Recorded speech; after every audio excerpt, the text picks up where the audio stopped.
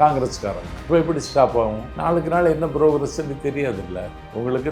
தமிழ்நாட்டில் தேர்தல், கேரளாவில் தேர்தல். தம்பி விஜய்க்கு தமிழ்நாட்டில் மட்டும் இல்லை, கேரளாவில் பயங்கரமான ரசிகர்கள் கூட்டம். அதனால் அவர் பயன்படுவார்னு அவங்க நினைக்கிறாங்க.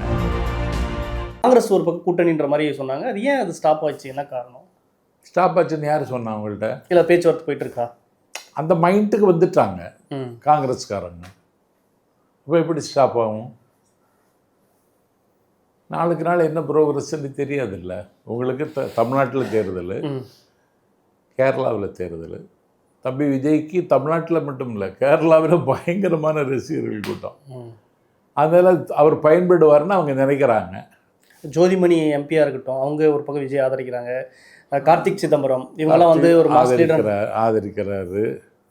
அந்த விருதுநகர் மாணிக்க தாக்கூர் ஆதரிக்கிறாரு. அந்த கட்சியில் ராகுல் காந்திக்கு பக்கத்தில் இருக்காம ஒரு கேசி வேணுகோபால், அவர் தான் இதெல்லாம் பண்ணுறாரு. அவங்க என்ன நினைக்கிறாங்கன்னா, நமக்கு தொகுதி நிறைய கிடைக்கும் விஜய்கிட்ட போனால். நாடாளுமன்ற தேர்தலில் நம்ம கேட்குற தொகுதியை தருவார்.